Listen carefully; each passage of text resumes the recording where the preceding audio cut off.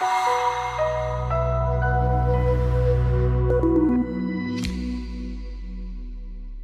morning, and thank you for being here for the Hedge Investment Credit Fund update for July 23. July was a good month for us. We're up around 1.2%, predominantly on our macro play. We suffered quite a lot on the shorts, although we maintained most of the positioning because we're quite bearish. But we had substantial gains on Ukraine. It remained very positive on the story and the development we see coming forward. We think the war eventually will be won by Ukraine, even if that possibly will not comprise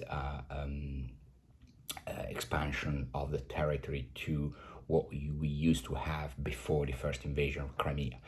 But we think is most likely that the allies of Russia, especially China, will eventually give up and open up to some sort of settlement. So Ukraine has been a very positive contributor. We still think there's plenty of upside on the bonds of that country and the country overall, with possible accession to European Union and NATO over time. Away from that, on the short position on the macro side, obviously it's been a bit of a bloodbath.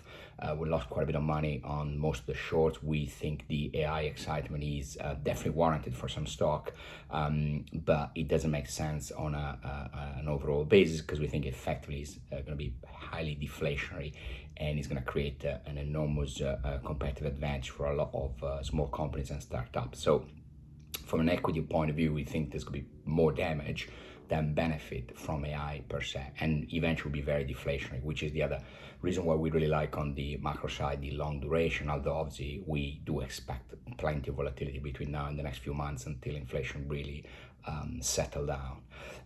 Away from that, on the idiosyncratic side, we had good performance on Dish Telecom, where we're very positive on refinancing possibility between now and the beginning of next year. And then secondly, Telecom Italia, where we see increasingly the chance of intervention with the Italian government and possibly a successful completion of the fixed telecom network, with possibly also a sort of agreement with Vivendi, which is the largest minority shareholder. Away from that, we remain quite negative. Risky assets.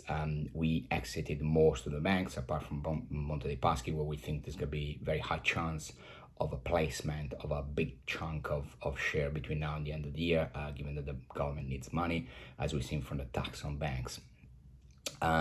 Overall, negative position on the macro, plenty of idiosyncratic situations, and we see plenty of catalysts for a lot of the single restructuring stories we're following. We do expect more distress, more problematic credit, and overall we remain cautious and with a bearish macro position. Thank you.